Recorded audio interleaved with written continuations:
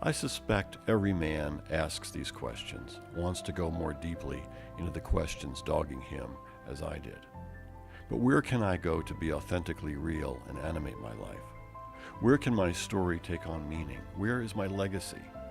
I didn't have a safe place to do the important work. I never knew I could sit with other men and share. I don't know if I even understood what it meant to be a man. I came to it from crisis, alone, or so I thought. There was something missing for me in being a man. I didn't get it from my dad. How can I fail as a man when I didn't know how to be one to start with? There's a quote I learned from Galway Kinnell. Can a father give his son what he himself never possessed or had the courage to wish up from his own deprivation? I didn't get it until I found out how to really sit with other men. For me, it was unexpected, unasked for. I didn't even know my own need for this kind of connection. In that way, it was a gift, a package that opened me to a new world.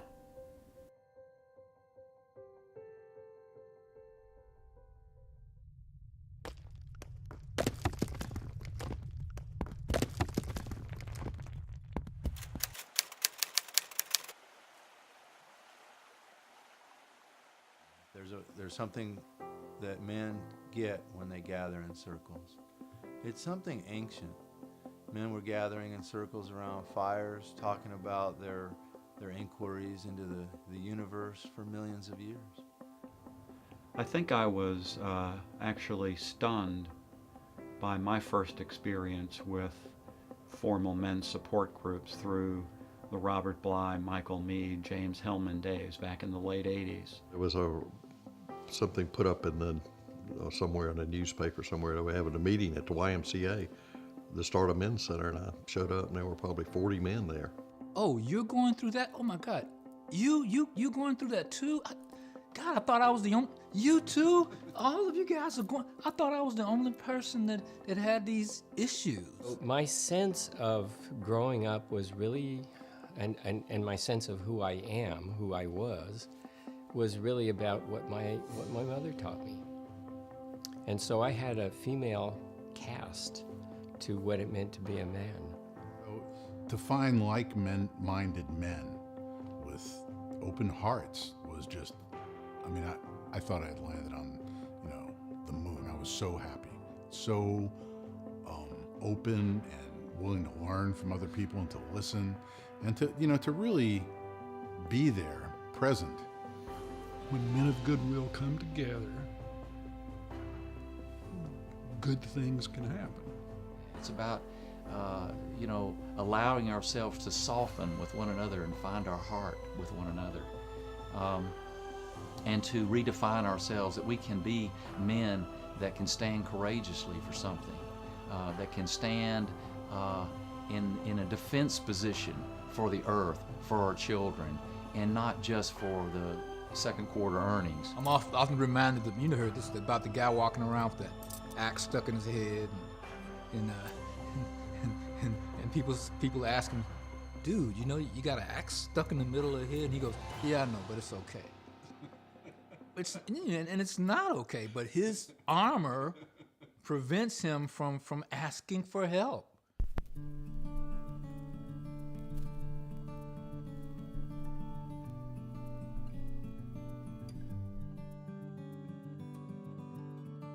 When we reach this point in life, kind of the middle of our lives, we start to question a lot of the things that we thought were true. One of the things that happens to us is we realize that we don't have forever anymore. We thought we had all this time. And so now we realize that we have a limited amount of time.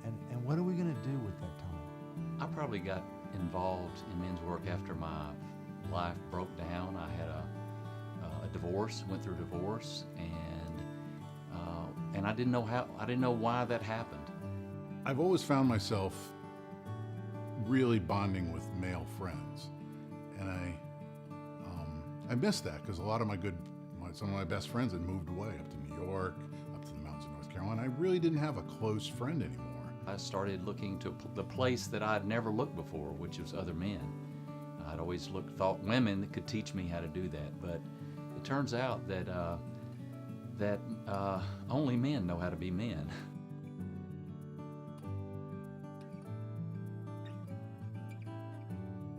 I mean, I have this great cadre of men.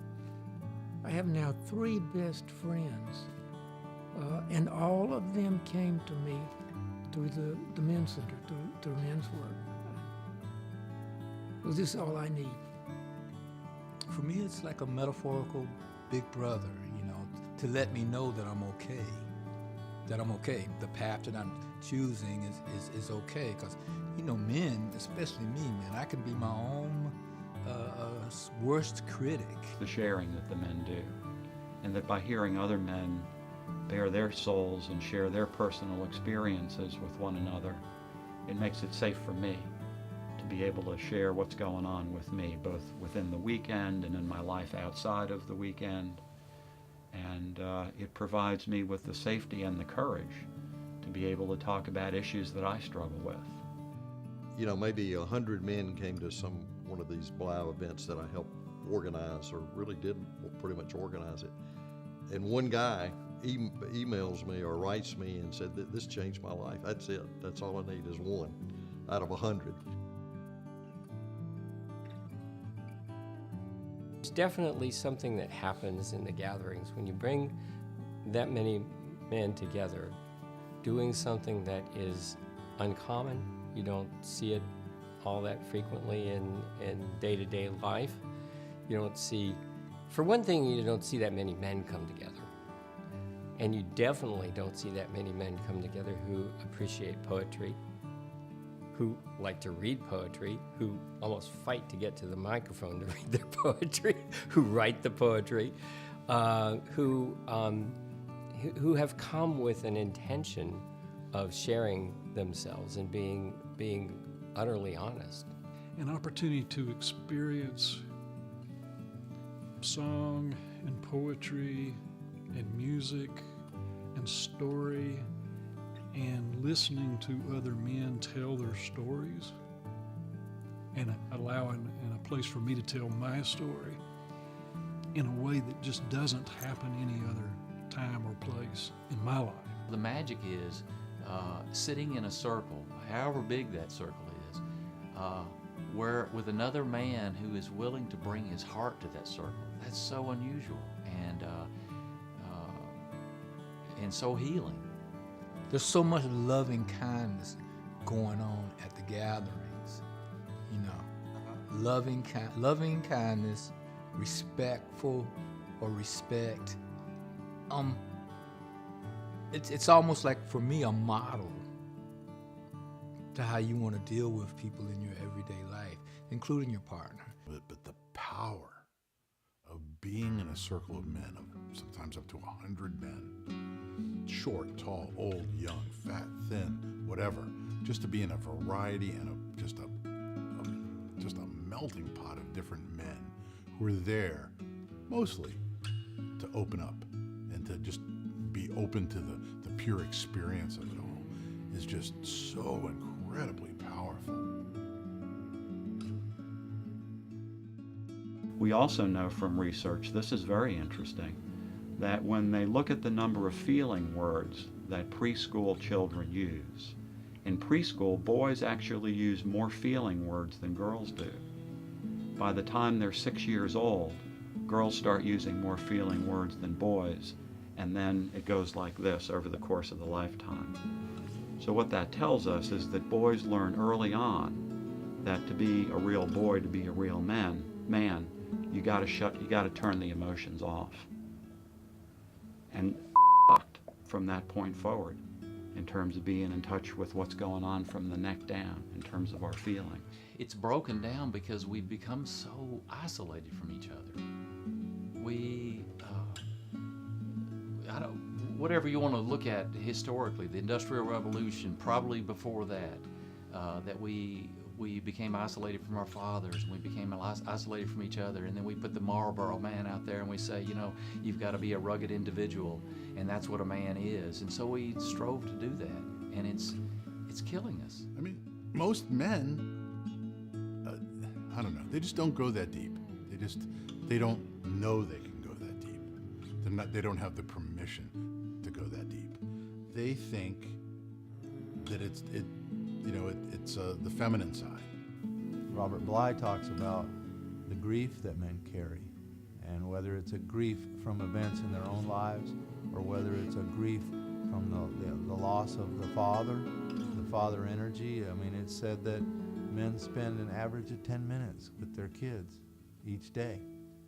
Modern men. Well, ancient men, the young men went to work with their fathers. The stone maker, the tool maker had his son with a stone when he was an infant.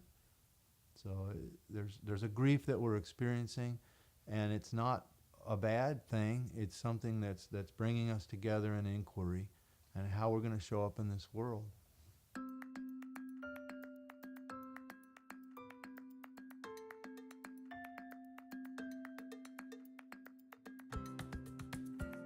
You know, one has to be, I think through men's work, one has to find out that one is okay with oneself.